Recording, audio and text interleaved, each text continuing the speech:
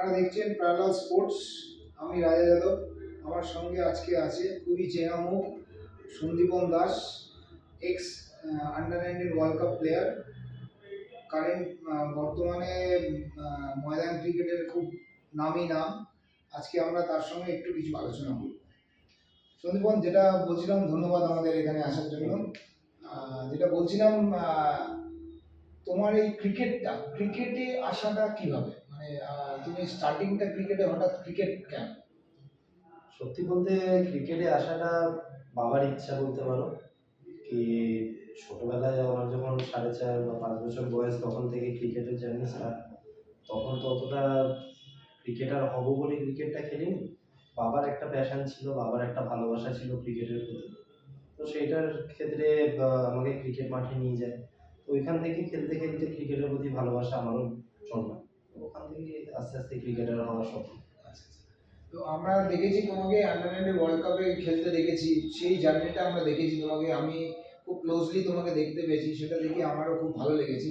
Under 19 world কাপটা খেলার পর সেই জায়গায় তারপরে আবার ভারতীয় দলের হয়ে সুযোগটা পরবর্তী স্টেজে আমরা দেখতে পেলাম না তোমাকে। সেটা কি মনে হয়, কি কারণে এটা হতে পারে? দেখো, কারণ কাউকে কিছু, আমি পার্সোনালি আমার মনে হয় কাউকে ব্লেম দেওয়াটা উচিত না। আহ, নিজের ব্লেমটা আমি সবসময় দিই। যদি আমি সাপোজ আমি যখন আন্ডার 19 ওয়ার্ল্ড কাপ খেলে এসে রঞ্জি ট্রফি খেলেছিলাম, খুবই তখন ইয়াং এজ, আমার তখন 19 বছর বয়স। তখন আমি 4-5টা ম্যাচের সুযোগ পেয়েছিলাম। সাপোজ যদি আমি ভালো করতাম তো অবশ্যই আমি হয়তো ওখান থেকে আরও আমার লাভ নিশ্চয়ই বাড়তো। তো সেটা করতে পারিনি। সেটা সেটার কারণটা তো যেরকম আমি বললাম, আমি আমাকেই ব্লেম করি, করতে পারিনি, সেটা মেনে নিতে হবে। তো এটা পার্ট অফ লাইফ। আর ক্রিকেট খেলা, এক বলের ক্রিকেট খেলা সবাই জানে। কোনো প্ল্যান করে খুব তুমি হার্ডওয়ার্ক করলে বা খুব তুমি ফোকাস করে ক্রিকেট খেললে কিন্তু তুমি যে সাকসেস পাবেই, এটার কোনো গ্যারেন্টি কিছু নেই। তো ঠিক আছে, 4-5টা ম্যাচ তো ওই টাইমে আমি সাকসেস পাইনি, তো এর জন্য হয়তো আমার পরবর্তীকালে ইন্ডিয়া খেলতে বা আইপিএলে চান্স পেতে অসুবিধাই হয়েছে। সেই সময় আমরাও জানি অনেকটা, খুব তোমার ইয়াং এজ ছিল সেই সময়টা, পরপর হয়তো 2-4-5টা ম্যাচ হয়তো তুমি খেলেছিলে। তো এই ইদানিং লাস্ট 10 ইয়ার্স অলমোস্ট ক্লাব ক্রিকেটে ময়দানের একটা চেনা পরিচিত নাম সন্দীপন দাস। ধারাবাহিক পারফরমেন্স করে যাওয়ার পরেও বেঙ্গল সিলেকশনে আসো না তুমি, টিমের সিলেকশনে তোমার নাম নেই। সেটা কি কোনো সময় তোমাকে হতাশা এসছে? মানে পারফরমেন্স করার পরেও তোমার নামটা নেই কেন? দেখো, হতাশার জায়গা থেকে বললে অস্বীকার করার তো কিছু নেই এখানে। হতাশা মানুষ মাত্র সবারই হয়। আমারও হয়েছে অবশ্যই, যে পারফরমেন্স করে, কিন্তু তারপরে আমি যেরকম আগে বললাম, আমি সবসময় নিজেকে এরকমভাবে মোটিভেট করি যে ঠিক আছে, যদি আমি সিজনে আমার 1000 রান হচ্ছে, নিল না, ঠিক আছে, আমাকে আরও 200 রান এক্সট্রা করতে হবে। বা আমার যদি 4টে 100 হচ্ছে, নিচ্ছে না, তো আমায় 5টা করতে হবে বা 6টা করতে হবে। আমি ওরকমভাবে নিজেকে সবসময় মোটিভেট করি। সামহাও এর জন্যই হয়তো আমি 10 বছর বা 12 বছর ধরে, যেরকম বললে, কলকাতায় ক্রিকেটে একটু হলেও সাকসেসফুল হচ্ছি। তো আমার মনে হয় এটা একটা কারণ যে আমি সবসময় নিজের উপরেই রাখি যে না, আমাকে এই পারফরমেন্সে না হলে আরও একটু বেটার পারফরমেন্স করতে হবে। আচ্ছা, আচ্ছা।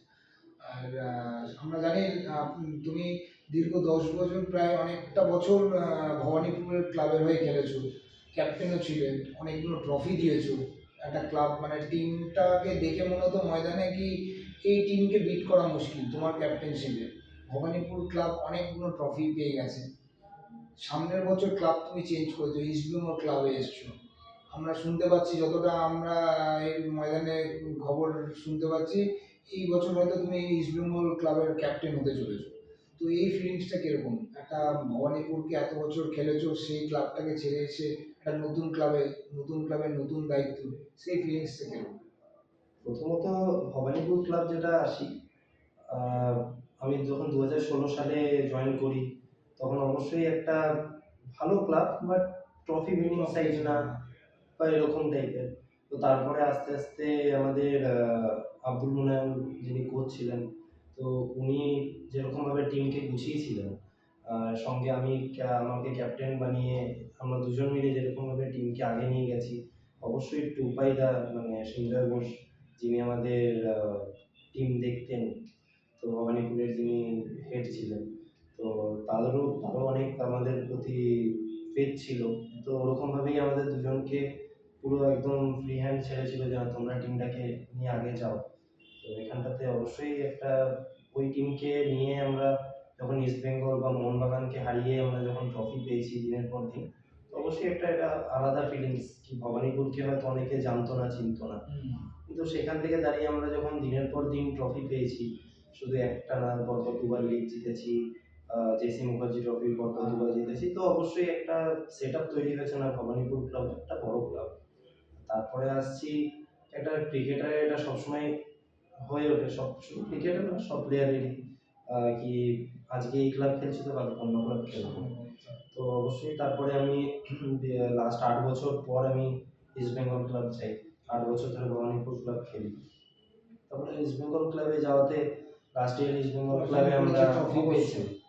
তোমার যাওয়াতে আমরা একটা জিনিস দেখলাম কি ইস্টবেঙ্গল ক্লাব যে ট্রফি লেস যাচ্ছিল ওই ট্রফিটা আবার আসা শুরু করেছে লাস্ট ইয়ার থেকে। অবশ্যই প্রথম ট্রফি সিজনের পিসেন্ট ট্রফি দিয়ে স্টার্ট হয়, যেটা তুমি 100 করেছো একটা ফাইনালে ফাইনালে। 100 করি এবং ফাইনালটা আমি লিডও করি। আমি ওই তার পিসেন্ট আগেও ট্রফিটাও তুমি পুরো লিড 100 করেছি। করেছো।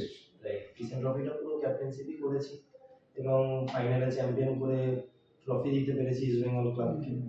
আর সত্যি বলতে ভবানীপুর ক্লাব একটা ইমোশন অবশ্যই, কিন্তু ইস্ট বেঙ্গল ক্লাব শুধু শুধু আমার না, পুরো বাংলার একটা ইমোশন ক্লাব।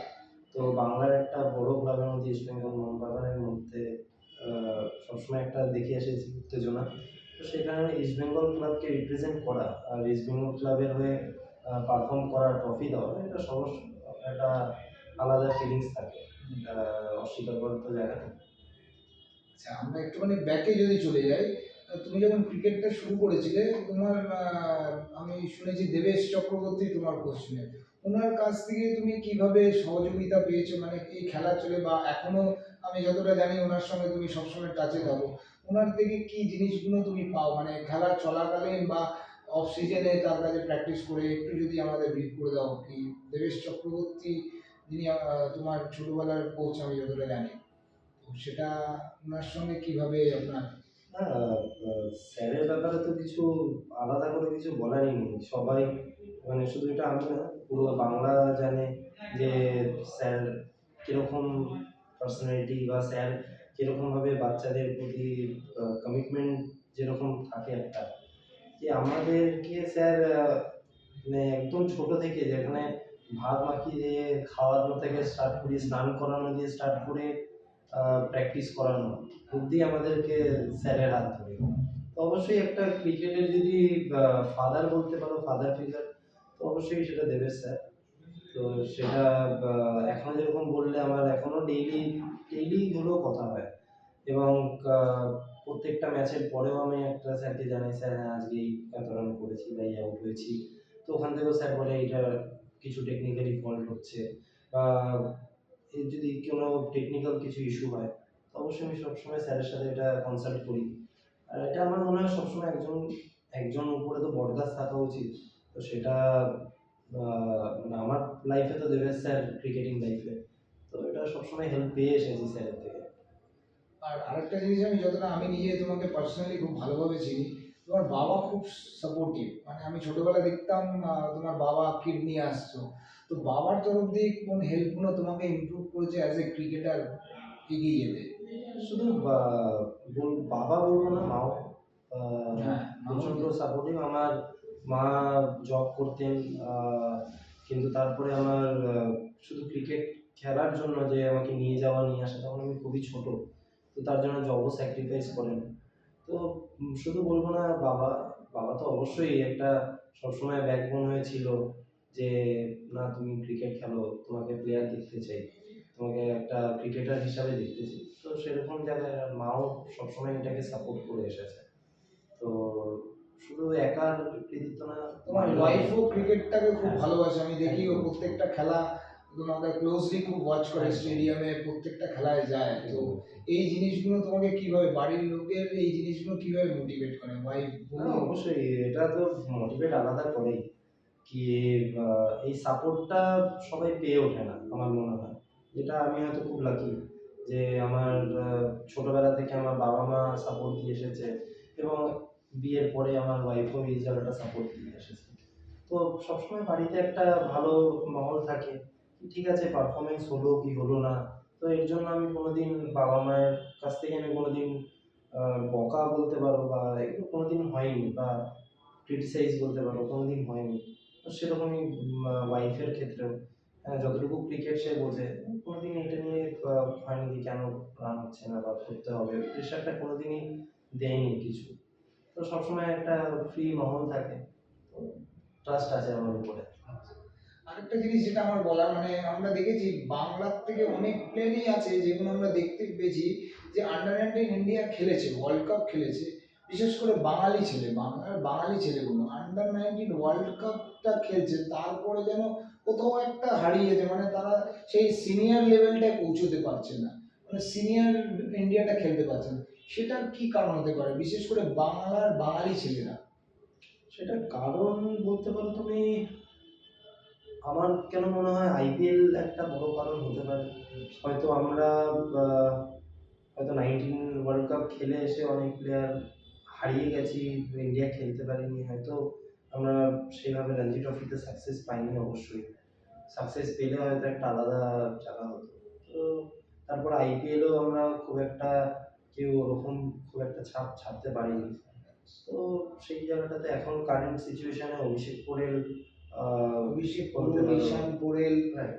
এরা কিছু প্লেয়ার্স আমাদের মনে আছে যারা খেলেছে বাট সেই লেভেলে উপরে এখনো যেতে পারেনি, মানে ঈশান পোরেলকে আমরা দেখেছি অনেক ভালো পারফরমেন্স করেছে টিমে থাকার পরেও, বাট ওই উপর লেভেলটা হার্ডেলটা ক্রস করতে পারছে না। এখন হয়তো পারছে না, কিন্তু পারবে না এটারও কোনো এ নেই। হ্যাঁ নিশ্চয়ই, আমরা হয়তো সবাই চাইবো যাতে হ্যাঁ, আগামী দিনে হয়তো বেঙ্গলের ছেলেরা খেলুক। হ্যাঁ এখন আমার কেন মনে হয় ক্রিকেট এরকমই আনসার্টেন গেম একটা।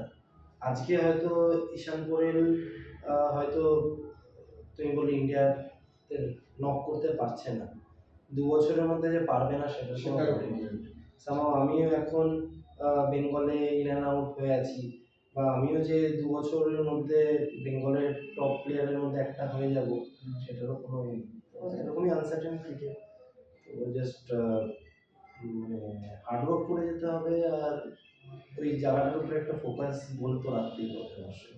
আচ্ছা, কারেন্ট আমরা দেখেছি বেঙ্গলের সিনিয়র টিমের প্র্যাকটিস শুরু হয়ে গেছে আগামী মৌসুমের জন্য লক্ষ্মীরতন শুক্লার তত্ত্বাবধানে। তো এই টিমে কোনো প্লেয়ার এরকম তোমার মনে হয় কি এ ডিজার্ভ করে না, বা এরকম কোনো প্লেয়ার তোমার নজরে আসে যে এই প্লেয়ারটা হয়তো এই টিমে থাকলে ভালো হতো, বা এই প্লেয়ারটা ঠিক সিলেকশনটা মনে হয় না, বা তুমি এই টিমে ডিজার্ভ করতে পারতে? বা কে ডিজার্ভ করতে পারতো না সেটা তো আমার কাজ না। সেখানে তার জন্য সিলেক্টর আছে, কোচ আছে, অবশ্যই সে তারা যাকে মনে হবে যে টিমের জন্য বেনিফিট হবে, তো অবশ্যই তাকে তারা রাখবে। আর নিজের যদি পার্সোনালি বলো, হ্যাঁ সবসময় ড্রিম থাকে কি বেঙ্গল রিপ্রেজেন্ট করা। সেটার যেরকম বললাম যে লাস্ট 10 বছর ধরে আমার আহ, কলকাতা ক্লাব ক্রিকেটে ভালো ধারাবাহিক পারফরমেন্স করারই এটা হচ্ছে আমি একটা স্বপ্ন থাকে কি না বেঙ্গলকে রিপ্রেজেন্ট করবো, ওই গোলটা সবসময় থাকে।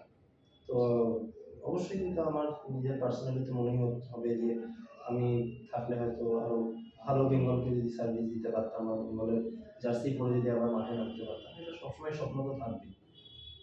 আচ্ছা, কি মনে হচ্ছে এই সামনের বছরে কিছুদিন মধ্যে কিছুদিন পরেই হয়তো সিজন স্টার্ট হয়ে যাবে, Lakshminarayan Shukla coach, as a coach উনি কি টিমটাকে কিভাবে মোটিভেট, মানে লাস্টের হয়তো সেরকম যে যার হয়তো ওয়েদারের কারণেও যে কোনো কারণে আমাদের টিম বেঙ্গল পারফরমেন্স করি, এই বছর কি মনে হচ্ছে টিম ভালো করবে? হ্যাঁ মানে দেখো, যেটা বললাম যে ক্রিকেট এরকমই আনসার্টেন গেম। কি আগের বছর হয়তো ট্রফি পেতে পারিনি, খুব ক্লোজ গিয়ে আমরা হেরে গেছি বেঙ্গল। এবছর যে পাবো না কোনো এ নেই, আমাদের যেরকমভাবে টিম আছে, আহ, লক্ষ্মীদার ক্যাপ্টেন্সিপের আন্ডারে আমি বেঙ্গল ডেবিউ বলতে পারো বা বেঙ্গল খেলা বলতে পারো। তো লক্ষ্মীদাকে আমি খুব কাছ থেকে দেখেছি, বা লক্ষ্মীদার আন্ডারে খুব কাছ থেকে খেলেছি। তো সবসময় যেরকমভাবে মোটিভেট করে বা প্লেয়ারদের পেছনে যেরকম দাঁড়ায়, আমি যেরকম বললাম তোমাকে, আমার 19 বছর বয়সে হয়তো আমি 5টা ম্যাচ সুযোগ পেয়েছি। এই 5টা ম্যাচ কিন্তু অনেকে সুযোগ পায় না পর। এক্স্যাক্টলি। সেটা কিন্তু লক্ষ্মীদা আমি দেখি ক্যাপ্টেন ছিল। লক্ষ্মীদা হ্যাঁ, অনেক প্লেয়ার আছে সুযোগ দেয়, যাদেরকে প্রচুর হেল্প করে, সুযোগ দেয়, পার্সোনালি উনি হেল্প করে এবং সুযোগ দেয়, খুব একদম সাপোর্ট করে। এটা একদম আমি তোমার মুখে না কিছু পেয়ে আছে, এটা তার মানে উনি সত্যি এইগুলো করেন। একদম। হয়তো অ্যাজ এ কোচ এখন অব্দি হয়তো ট্রফি তুলে দিতে পারিনি বেঙ্গলকে, বাট কি কিন্তু অনেকটা কাছে গেছিল লাস্ট কিন্তু ইয়ার, কাছে বিফোর গেছে। Last year.